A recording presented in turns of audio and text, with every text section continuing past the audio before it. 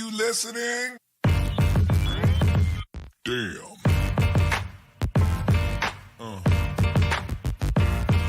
Yeah. Yeah.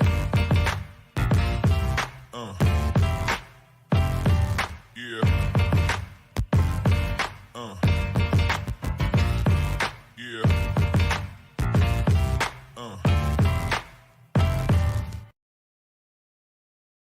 Hello and welcome to another episode of the Damn Podcast. I'm your host, Angie Machado. Joined with me, as always, is Beaver Blitz beat writer Jake Hedberg. And seeing that intro, I need to fix that because Carter is doing different things now. So, Jake, first of all, it's been a while. How are you doing? Pretty good. Just focused on school. We're starting to wind down. Ready for summer. Summer, and that means summer. Just a quick peek into what's behind the Beaver Blitz curtain. Summer means lots of previews, looking at top 25 players and doing some previews for our opponents and position previews. So lots to look forward to on Beaver Blitz coming down the pipe here. But right now, as school is winding down, as kind of the spring sports are winding down, we have a good show for you today because we're going to talk some baseball, a little bit of baseball. Oregon State was 2 in a barbecue for the Pac-12 tournament. Not necessarily a horrible thing, but they are now in the Baton Rouge Regional. First game is Friday, 5 p.m. Pacific. We're going to talk a little about that, a little bit about that Pac-12 tournament. Not a ton. And then we're going to talk some recruiting, football recruiting, because that is really what's going to be kind of front and center here at Beaver Blitz for the next month and a half, as Oregon State looks to start hosting some big-time official visits. We're going to talk a little bit about the 2 commitments that they've received this month. Received a running back commitment back early in the month, received a wide receiver commit just yesterday, Memorial Day. And we're expecting a few more in the next couple days, plus 10 visitors this weekend making the trip to Corvallis. So it's going to be a busy June for Oregon State football. If you are not a member of Beaver Blitz, this is your chance, 30% off an annual membership. It brings it down to $6.27 a month. And I know it's kind of winding down, but really things at Beaver Blitz are kind of just starting to heat up. So definitely grab that subscription now and save some money. But let's just jump into it, Jake. And the other thing we have a lot of is some Beaver Blitz Lodge questions. So we'll do some damn questions here at the end as well. But let's talk, Jake, a little bit. I know you've been really busy, not only with school and a fun trip to Lake Shasta with the fraternity and sororities and Greek life, but there's been some fun recruiting updates. You've been kind of handling some of those recruiting updates for us. Let's just jump in and talk about the 2 commitments that Oregon State had. First off, May 9th, Mekhi Frazier, running back from McKinney, Texas. He was down Michigan State, Arkansas were the kind of the big ones, and it was a head-to-head big-time battle with Michigan State. What can you tell me about Frazier? Well, Frazier's a real physical player. A lot of schools, they were recruiting him as a linebacker too. I think his heart was on the offensive side of the ball. Both us and Michigan State were both recruiting Frazier primarily as a back, whereas Arkansas, some of the other SEC programs were really recruiting him as a linebacker. But I'm thinking Oregon State is getting a really physical back that comes to college in a frame that's ready to contribute. I also don't think Oregon State's done in the running back room. I know they're still going after Brandon Tullis, Khalil Valentine, but Frazier was a great first step in that running back room. McKinney, Texas is anytime I think you can get a guy from Texas, it's a big get. He's ranked mid 3-star with 24/7 Sports. But yeah, big. He's listed 5'11", 215. So kind of that bigger bodied back. But like you said, Brandon Tullis is expected in town the weekend of the 16th, I believe. Yep. Has already been to Corvallis once unofficially, but he's another Texas running back that we need to watch. Other news, speaking of running backs, was that Trey Lowe medically retired from the program. What are your thoughts? Do you think Oregon State goes after a JUCO transfer at the position? Yeah. I definitely do. They offered Brandon Smith, who's a junior college back from Santa Barbara Community College. He had 16 touchdowns, 1,200 yards for the Vaqueros last season. I wouldn't be shocked to see him join the fold. That's a player I'm feeling pretty confident about. I do think with Trey Lowe's departure, that's going to kind of make things a little different because Trela was probably going to be the third down back, but I see Jam Griffin stepping up and taking that role. Yeah, there's been some kind of disrespect I've seen on opposing fan sites about Oregon State's running back room, but Yeah. I don't know. I'm taking Oregon State's running back room. I mean, when you look at Damian Martinez, Deshaun Fenwick, Jam Griffin, that's a good 1-2-3 punch. And then don't And sleep on Isaiah Newell. So Yeah. big one. So then yesterday, this is a big one. And I know yesterday was a holiday and people might have missed it, kind of flying under the radar a little bit. But Logan Saldate, wide receiver out of Salinas, California, Palma High, committed to Oregon State. And he had a final 5 of Oregon State, Washington, Arizona, Cal, and Oklahoma State. Low or a very high 3-star, almost 4-star with 24/7. I think he's an 8-9. 5'11", 185. What do you like about this pickup? Personally, I loved Saldate's film. I mean, his first 3 or 4 plays really stood out as a guy that's tough to bring down, quick, fast, explosive player.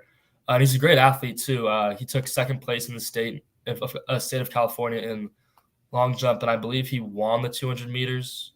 If he didn't win, so he's a super great athlete. I think surrounding Childs with the best options in 2024, 2025, and Logan Saldate was a great step in the class of 2024. This is one of Oregon State's top prospects. This was a guy they offered last fall, and they've been on him ever since. This was when, you look at some of the top guys, and this, you'll hear me talk about A-list guys.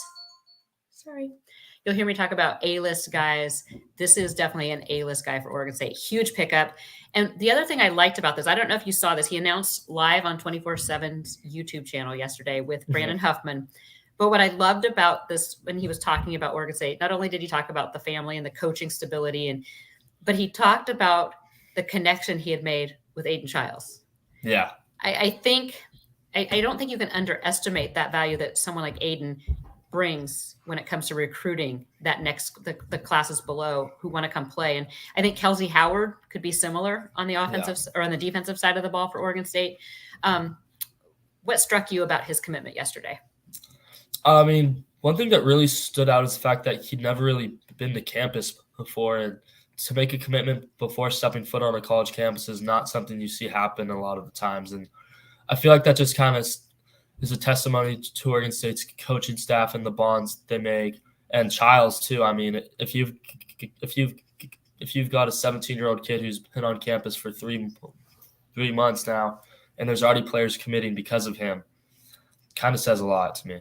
It says tons. And I mean, you and I saw it during camp about his leadership, but that's, I've harped on it. I've done this now for 16 years. And you need that peer recruiting because the coaches can do so much, but you need those guys that are going to be there, that are going to be their locker room guys that they want to play with. It's going to be, and we have a comment here. It made his mama bear happy too. So this is another piece to point out too. Tough. I think he comes from a tough athletic family. His brother is a wrestler. Michigan State. Yeah. So D1 family has come from, knows this whole recruiting process very well. But yeah, Aiden Childs, I think you look at a lot of those guys are going to be big time helping Oregon State recruit. And it's a win-win because if you're already on campus, you want the best players to surround you. And they're also finding the guys that fit the culture that they want to build in that locker room. Definitely. Okay, so those were the 2 May commitments. We're going to change gears now and talk a little baseball before jumping back over to talk some football. Let's talk baseball, Jake. Did you watch any of that Pac-12 tournament? I watched Wednesday's game against Arizona, and then Thursday's game against Arizona State. I had class, but I listened to the game on the radio. So okay, I want to hear your thoughts on this whole Pac-12 tournament. We're in year 2 of it. My feeling is I guess it's great, especially if you're kind of on the bubble, but it really has no bearing to really anything if you already know that you've made a regional, unless you're the Ducks, who now their fans are running around talking about being the Pac-12 champions, the Pac-12 tournament champions. Do you think so? Oregon State is heading to Baton Rouge LSU is the number 5 overall seed.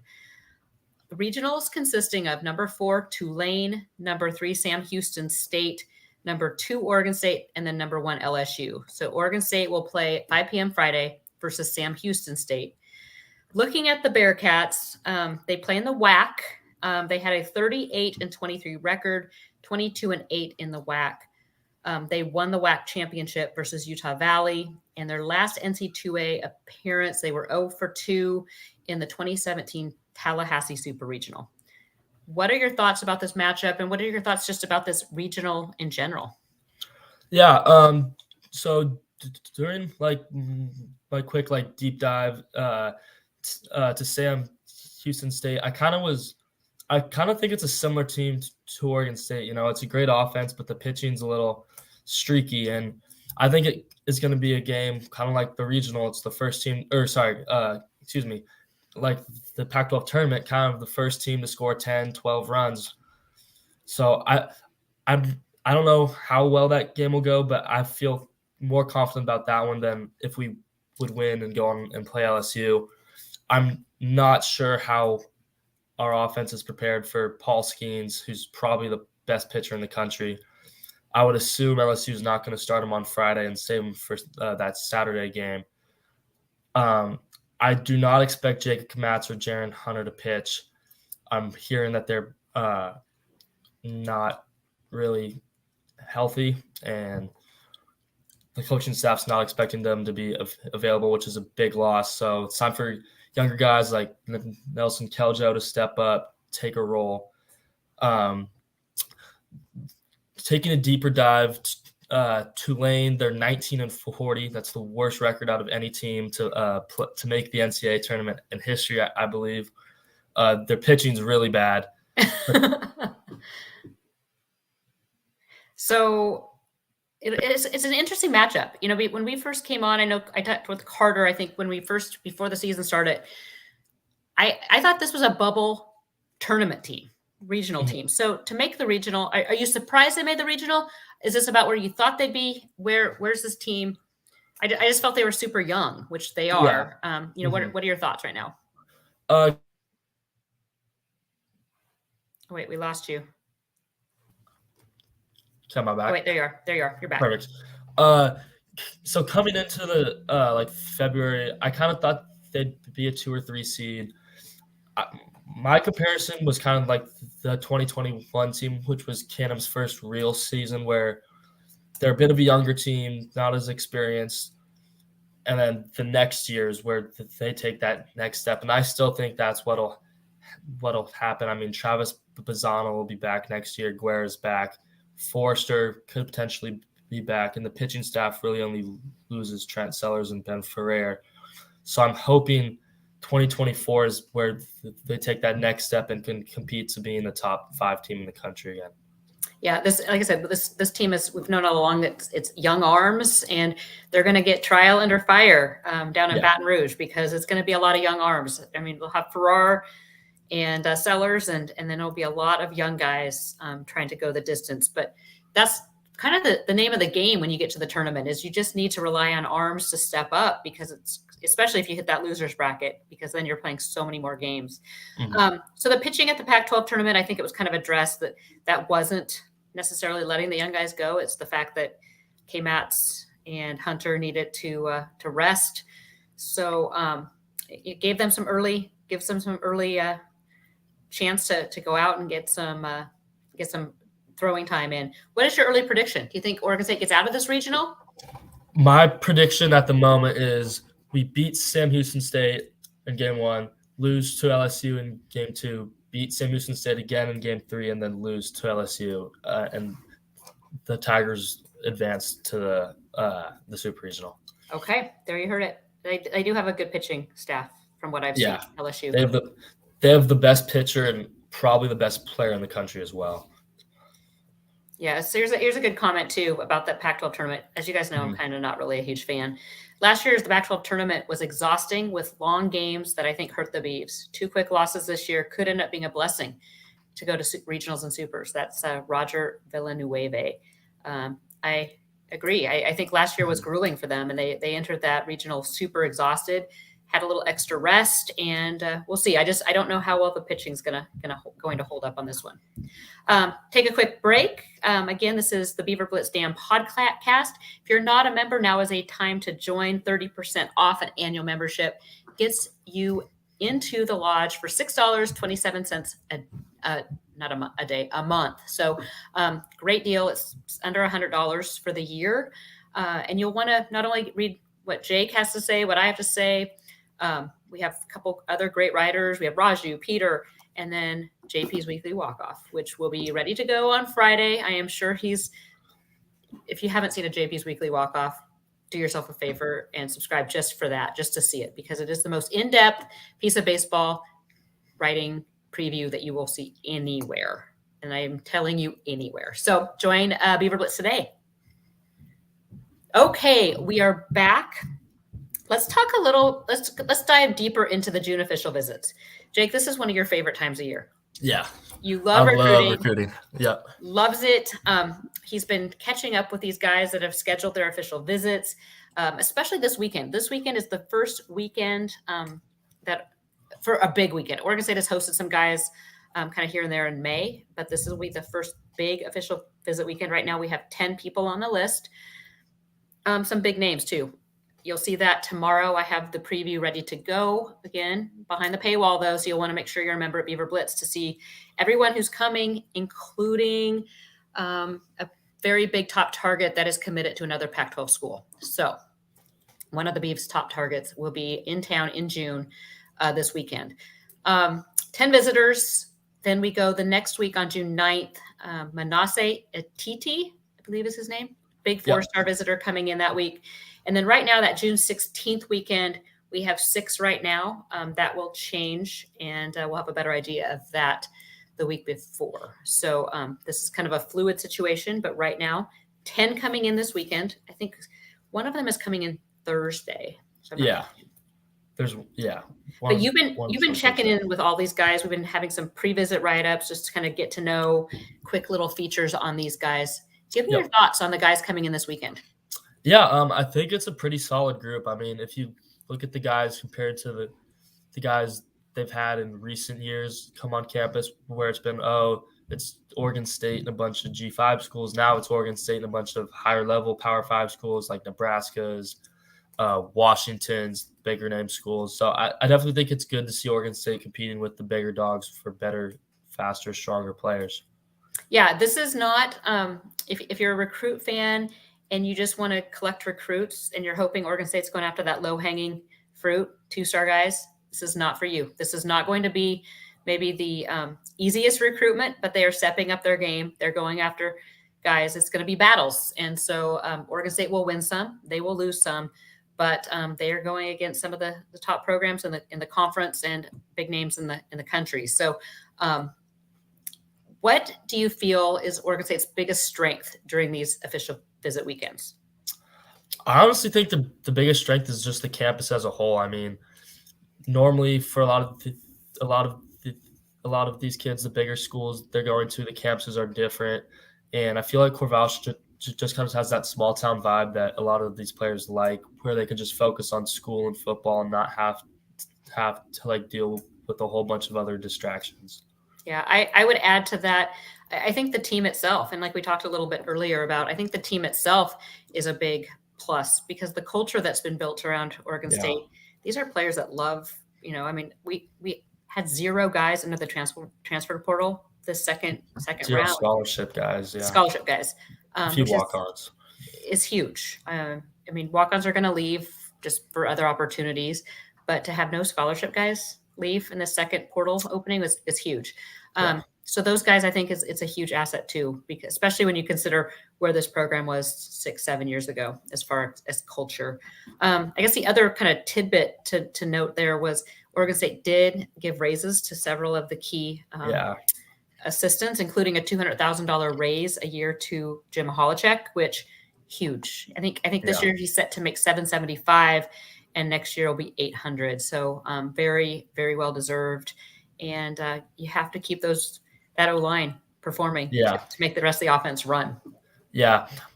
I mean, I think I said it in our last podcast. but I truly think he might be the best offensive line coach in the country.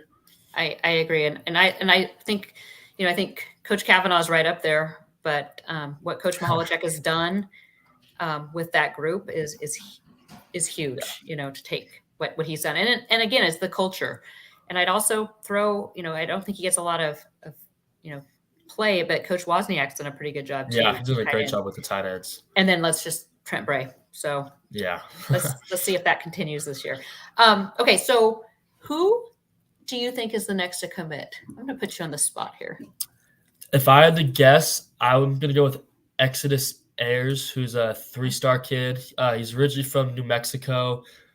He transferred schools. He's taken he's now enrolled at a prep school in New Hampshire, I believe. Yeah. He's a guy who could really play on both sides of the ball. He's a bigger guy, 6'3", 185, I think. But I believe Oregon State likes him on the defensive side of the ball. And he's a guy whose film I really like. And I think I believe he's also coming to campus this weekend. So I think we could see him commit after this weekend. Yeah, and Oregon State's been on him for a while. We've talked to him a couple times. So he does seem to really like Oregon State. Okay, now who out of Oregon State's offers, or maybe if you don't want to give me a name, position, who would help build momentum? Like what commitment do you see as someone that could really help build momentum with this class? I would say quarterback. I mean, I feel like normally quarterback's kind of the centerpiece of the class, and normally it's one of the biggest peer recruiters. I mean, sometimes receivers will hold off on committing until they can see who the quarterback is. And I think Oregon State's got 2 guys they really like, and I think either one of those guys could be a great addition. Yeah, one will be on campus this weekend. One will be on campus the weekend of the 16th. And I actually think it's going to be down to which of those guys commits first. Yep. Okay, so all going forward, we've been asked, do you see any other commitments coming in the next? So right now, we will likely see 8 to 12 commits between now and fall camp. Yep. And that kicks off in August. So it's going to be a busy summer, guys. 8 to 12 in the next couple months. Be ready. There's, like I said, it's not, recruiting is not for the faint of heart, because there's going to be highs, there's going to be lows, there's going to be guys we win, Oregon State wins, and there's going to be guys that they lose out on. But 8 to 12, I think in the next 2 months is a very doable. And I think that's kind of where Oregon State is expecting things to shake out as well. And then things go into the season. So even if guys officially visit in the summer, they may not commit right away. Especially like we talked about, Oregon State's recruiting guys now that are highly recruited. I like this take. Oregon State's bringing guys in during the summer when it's nice weather, letting them see Oregon State. It gets really hard when you try to bring guys in during the season because they can't spend as much time with them. The weather can be a little bit iffy. They have their own football stuff going on. So I like this tactic, bringing guys in the summer. Campus is beautiful. There's still students around. And then if they are able to come out for an unofficial during the season, good way to do it. 2023, are we done? Or do you think we see any additions here between now and fall camp in August? Yeah, I think they're going to pick up another player or two. We saw them a few weeks ago pick up Calvin Hart. He's a transfer from Illinois. Some more depth in that linebacker group. I also think they'll pick up another running back, and then I think they're going to go after another corner as well, just because you can never really have enough depth in the defensive backfield. And with Skylar Thomas's loss, there's little question marks. So I wouldn't be shocked to see them go after a corner or safety, whether that's in the transfer portal or the junior college ranks. Yeah, I think right now it's looking like JC ranks from the guys they've been bringing in. But I agree. I think with Trey Lowe's departure, potentially see a JC running back, potentially see a JC DB as well. So, and then I haven't heard an update yet on Alton Julian, so hopefully he's ready to go. Yeah. But like you said, there's just some question marks on depth there. If you can bring in a JC guy that is here for a couple years, and doesn't tie up a long scholarship for 5 years, it's kind of worth it. Is there anything else you want to touch on recruiting wise? No, about wrapped it up. Yeah. Okay, so what you can expect from Blitz this week. Tomorrow, like I said, I will drop the preview of the visitors who are coming in. It's just 1,000-foot overview of who's coming in, who's recruiting them, when they're arriving, their Twitter handle, all that. We've already been running pre-visit interviews, just again, kind of what the kids are looking for, what they're hoping to find, potentially when they plan to make their announcement. So Jake's been doing a great job with that. Then Sunday, Jake might not know this yet, but Sundays are big, busy days because that's when we start following up with all these guys and finding out how their visit went for the post visit.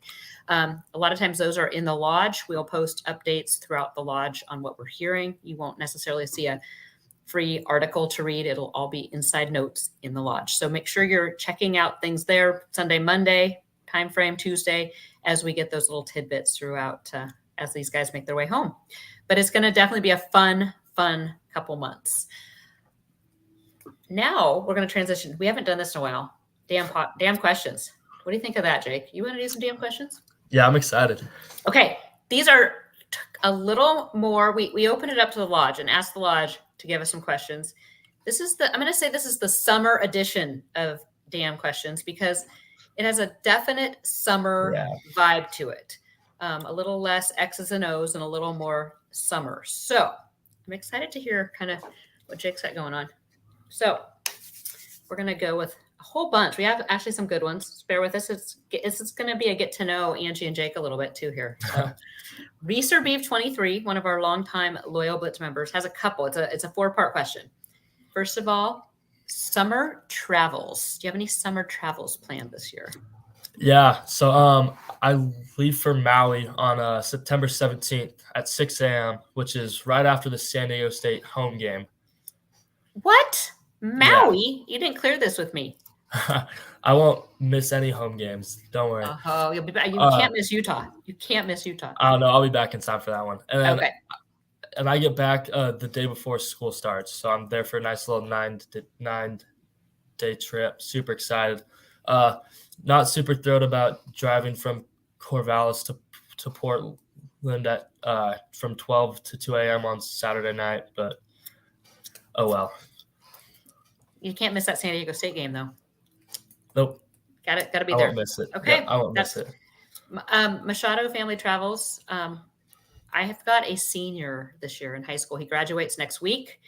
And so we are doing a little trip to kind of celebrate. It's a long story, but Eric is a master vacation planner and he can do it on budget. So we have found like the greatest. I'm super excited. We are going. You ready, Jake? I don't know if you know this. Actually, you do because you're going to have to help me cover. Yep. We're going to London, Mallorca, Spain, and Paris. Sheesh. That sounds like a blast. That's the Machado plan.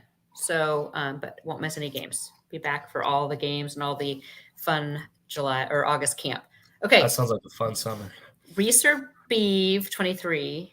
And that's the only thing. Oh, and then I will have to, so my son is going to Grand Canyon University down in Arizona.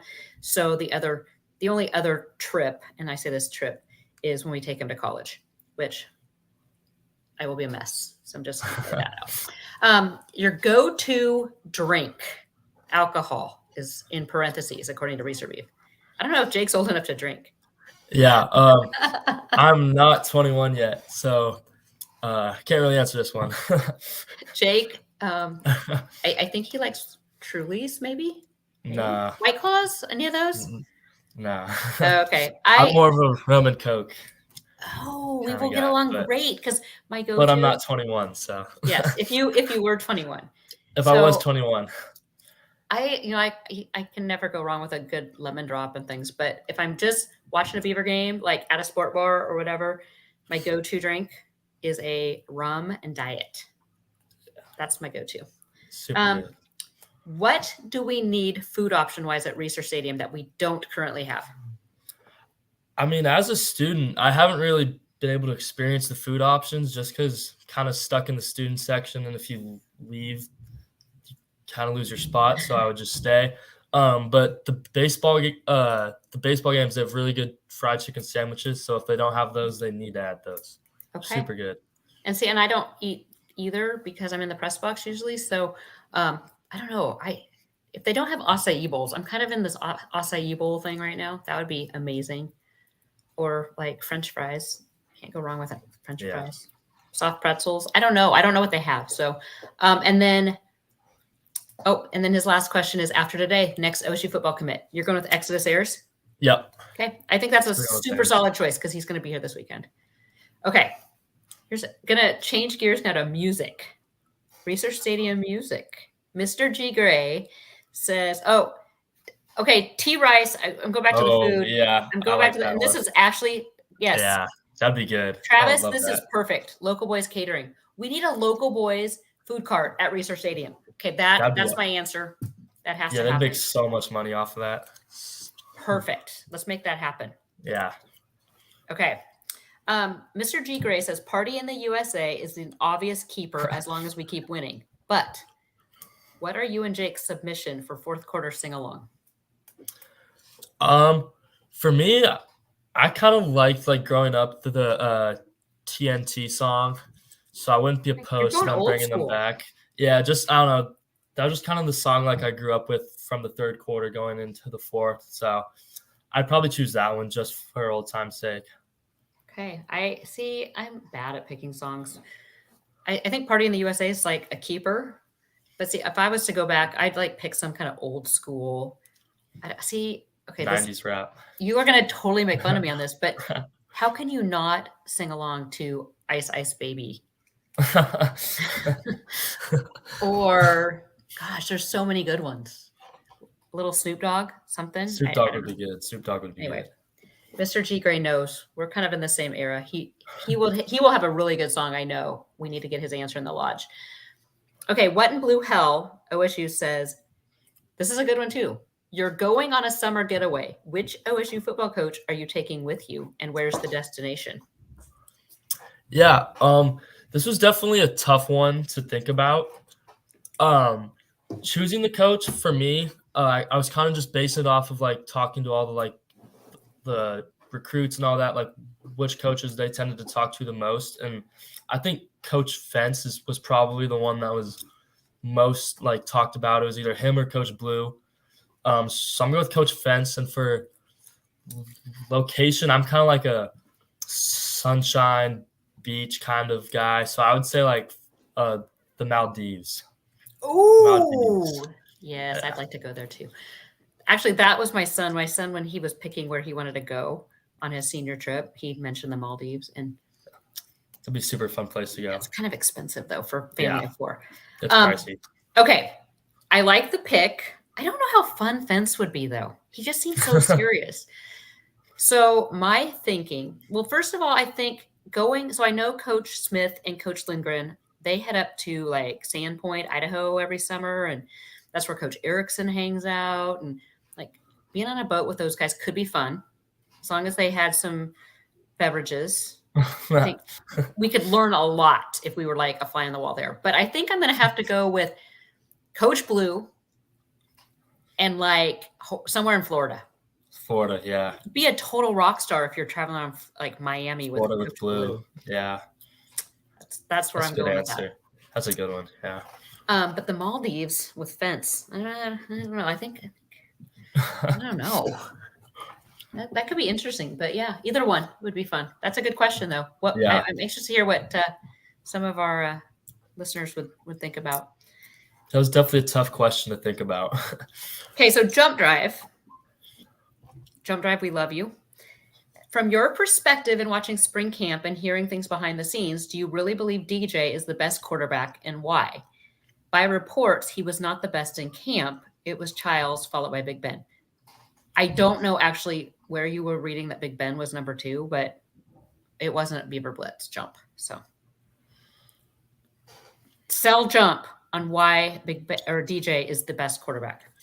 Yeah. Hey, wait, Jermaine's with there. Ice, baby, it is.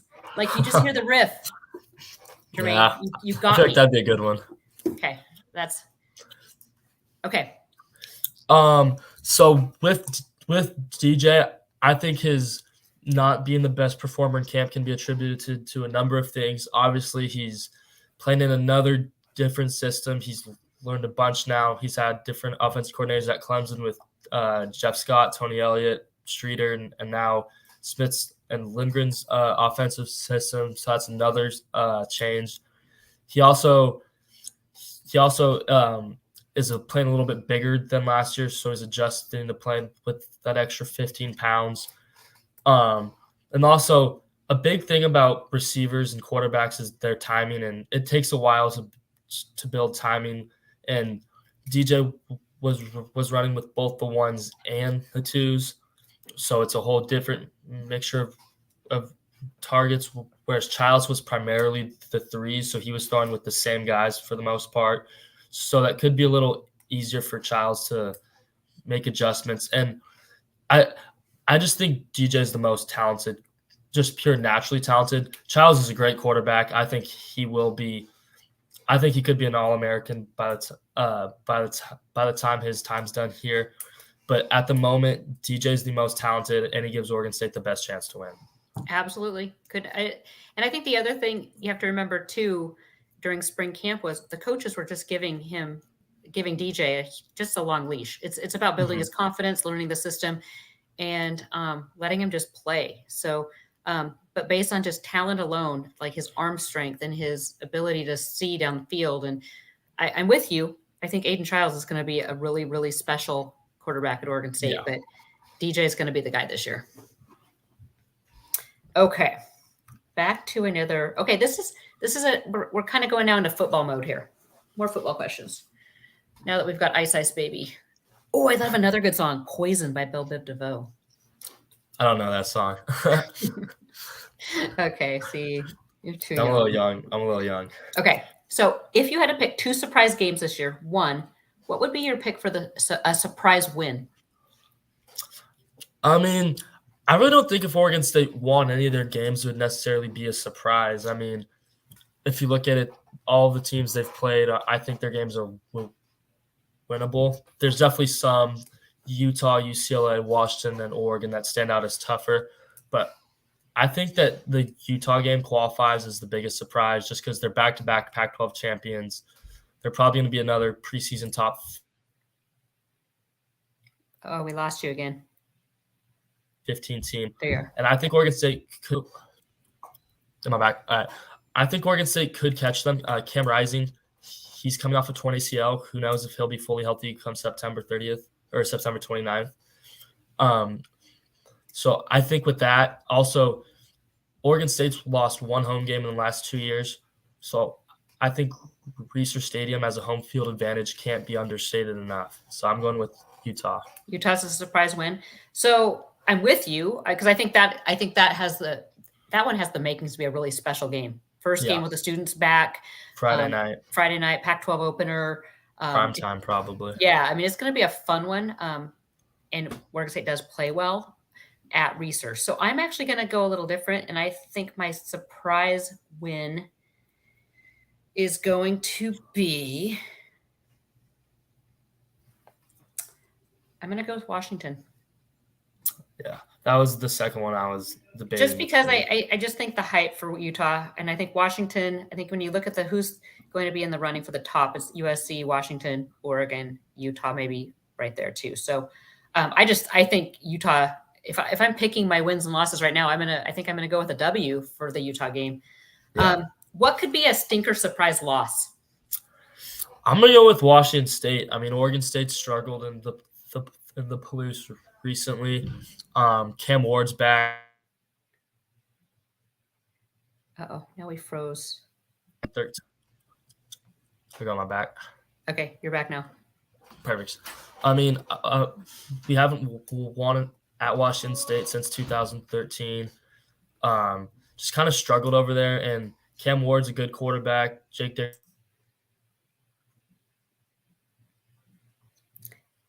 runs a good program. So if I had to go with one conference game, the offenses we're playing in the first 3 non-conference games I don't think are great. So I'm going to go with Washington State. Okay, so Connor Johnson in the comments said we literally might not lose a game with a shrug.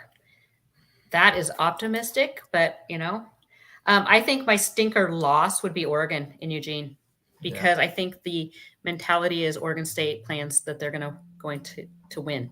And Eugene's going to be, or Oregon's going to be looking to avenge that loss last season. Tough so loss, yeah. I don't know if you count, that's going to be a a tough one no matter what. But that, I think, would be my stinker surprise loss.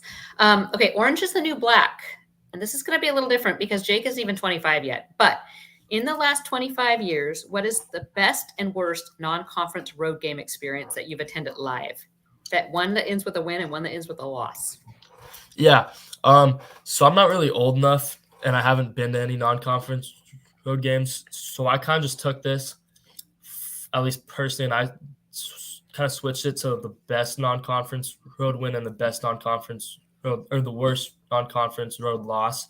For losses, I had two that really came to mind. The first one was 2004 down in Baton Rouge. Playing the number 2 ranked team in the country, and they were a point away. Alexis Cerna had the 3 extra points. That's just a brutal loss. And then my second one is 2017 against Colorado State, the last year of Gary Anderson. I know expectations were pretty high coming off the Civil War victory, and Jake Luton's first started off good, and then after that, halftime came around and it just went all downhill. Lost 58-27, and I remember just watching that game being shell-shocked. And then the best non-conference win I had, looking over the last 25 years, there really wasn't a whole lot.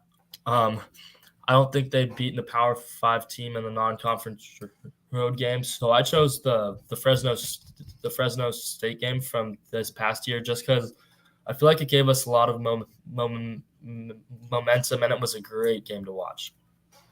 So I'm going to go on the original question because I am old enough to have been around for 25 years.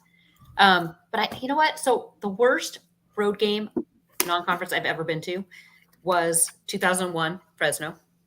And that was coming off the 2000 season. I was not running Blitz then. I was a fundraiser at Oregon State. And that was seriously the worst experience. I remember showing up at our hotel, and we were staying across the street where the team actually stayed, but they got a late checkout. So we couldn't even get to our room. And so we had to sit in the lobby forever and then kind of basically throw our stuff and head to the stadium where people were throwing stuff. They were wasted. We sat right behind Dennis Erickson's family. Thank goodness nobody knew who they were because they would have been heckled to no end. That was horrible. The best loss that I ever attended. So I missed a lot of these games because I was home with young kiddos. So Eric went on a lot of these, and he went to a lot of the bowl games that I didn't because I stayed home with young kiddos. But the best one I went to was that LSU game. And I was newly pregnant, so I was kind of sick and nauseous the entire trip and could not partake in all of Bourbon Street fun. But that game was amazing. I think I was 8 weeks pregnant, and it was just everything made me sick. But that game was super fun. Huge rainstorm came during warmups, thunderstorm, and but a super fun game. Best one or the wins? Like I said, I have not seen that many non-conference because I didn't go. So I'm gonna just leave that one alone for a while. Best bowl. What about best bowl game? Let's ask that one. What is the best bowl game you've seen? I've been to 2 growing up. I went to the Sun Bowl in 2008 against Pitt, which was not the best bowl game I've ever seen, the 3-0 game. And then I went to the Emerald Bowl in 2007 against Maryland.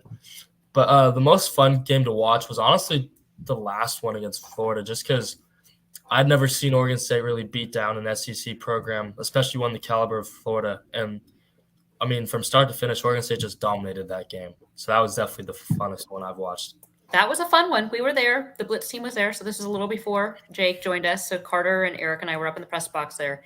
That was fun. I think from a standpoint, I think the Fiesta Bowl will kind of always live as a super special game. That was just a fun lead up in a week. I remember Chad Johnson calling me ma'am at the hotel. I'd taken a cab back after being downtown Tempe, and I got out of the car or the cab, and I said, I was seriously 25, I think. And he called me ma'am. And it was like, wait, what? That was a fun one though. We have Connor Johnson says that was his answer to Jake. We have a question. How confident, we're going to just a quick question about recruiting. How confident are you in landing wide receiver David Washington? Yeah.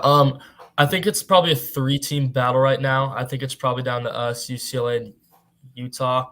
The one thing that concerns me is I think the NIL factor might have an influence on that decision, which might sway them away from Oregon State. So the thing we do have going we do have going for us is that Washington and Childs have a great relationship, and Washington loves him a lot. So I would say we have a decent shot. I would say it's more of us against UCLA. I believe he has a time frame for the end of the summer, so I should see that one start to wrap up soon. And he's already taken his official visit, correct? Yes. Yes. Yep. May 12th. Yeah, and somebody else now jumping back over to that Florida beatdown. And Connor, you're right. Nobody will remember Florida was that they weren't that great 5 years from now. Just that Oregon State whipped them. And I think we saw the coming out of Andrew Chatfield that game. So that'll be another whole topic though, midsummer. Here's another whole topic. This could be another whole podcast, I think. Connor Johnson, should we be worried about Big 12 Twitter doomsday scenario where we would end up in the Mountain West? I hated even writing that. Back the pack. I don't know. I just kind of feel like it's going to be so hard for the Pac-12 as a whole to get separated. I do think if like the very small chance it does happen that the Big 12 or the Big 10 comes and takes schools, I do think just geographically the Big 12 is more likely to take the Arizona schools, Utah, Colorado, and whereas the Big 10 is more likely to take Washington and Oregon. I don't. Okay, we lost you. There you are. SMU. I feel like the Pac-12 is more likely to pick up SMU or San Diego State than just let it just completely dissolve. See, but personally, since I know I talked about having like a giant, a big Pac conference or something, but why don't we do some kind of a scheduling, which we were supposed to do, but it never really happened, but do a kind of a joint Big 10, Pac-12 or Pac-10 kind of thing. And I don't know. I do think they're holding their cards close to the vest, and I don't think any of these people that claim to know what's going on really do. Yeah. But it is something to watch. Yeah. I think it'll start to pick up in the next year or two, especially as Texas and Oklahoma they go down south to the SEC next year in 2024, and SC and UCLA join the Big 10 next year as well. So I think it'll start to pick up around that time. Okay, so we do have a little time. Do we want to play Name That Beef? Yeah. Jake's excited because he's going to try to. I think I've got a good one. Okay, let's try to stop. Do you remember how many it took you last time? It was a lot. It was a lot. Yeah. It was like 15, I think, somewhere around that. Okay. I kind of kept score for you, but I better keep score. So. Okay.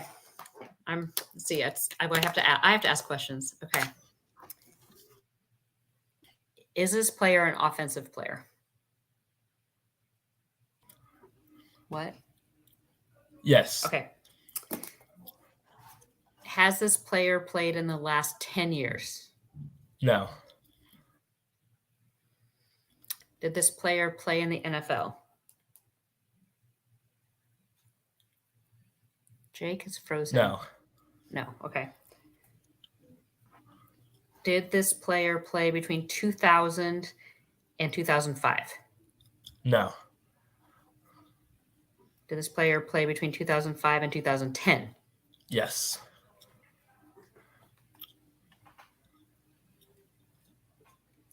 Is this player a running back? No. Wide receiver? Yes.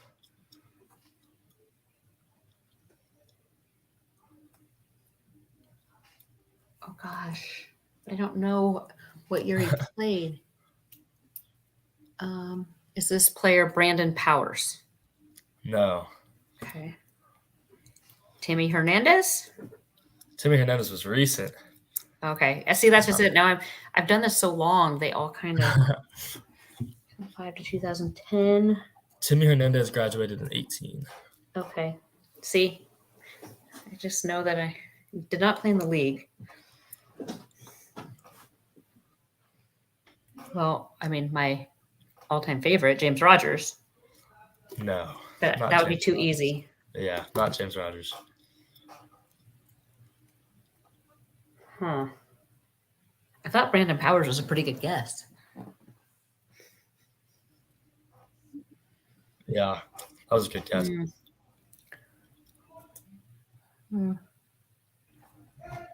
Goodness gracious, I don't even know where to start.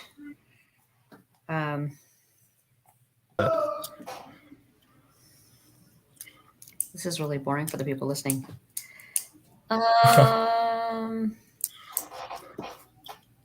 Goodness. Like I said, it's all running together. This is not.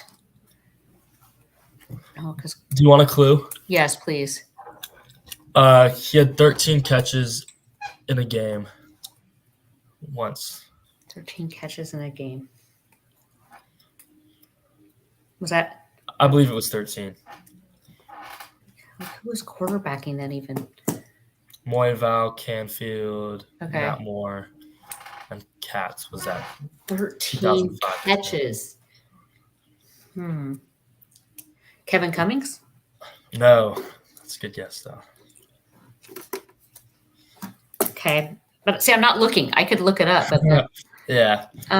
okay, Kevin Cummings, Brandon Powers. Come on, you guys. Come on, where's all my help here?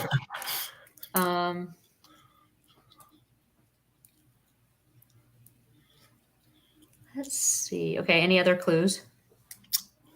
I could give you his number. Wait, I don't even remember his number. What? Wait, I do remember his number. Guys, Jake is almost savant-like with numbers. It's crazy. Okay, what's his number? Here, I'll give you it. He was a junior college player originally. Shane Morales. Yeah. Oh, there we go. Okay, you had to give me some hints, but okay. I 11. think he was number 13. I think. Yeah, possibly. Okay. Yep. Okay. Shane Morales. Good one. 13 Pima. catches. Was it Pima? against Pima Stanford. Community College? I don't remember. He might have been Pima, but he was an Arizona kid. Somewhere Arizona or Southern California, maybe. Okay. Well, thank you guys. We've had a lot of viewers on today. It's been fun. We will be back with another episode.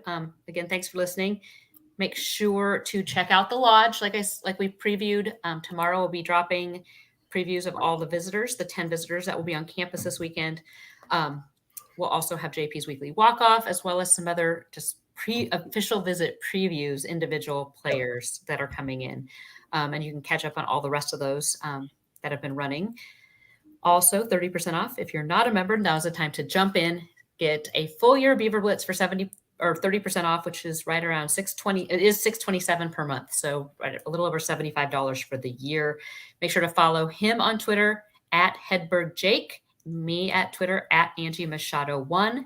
And we'll be back hopefully soon to talk about some Beaver baseball wins and some big recruiting wins. Yeah. Thanks for joining us. And we'll be back next time with the damn podcast.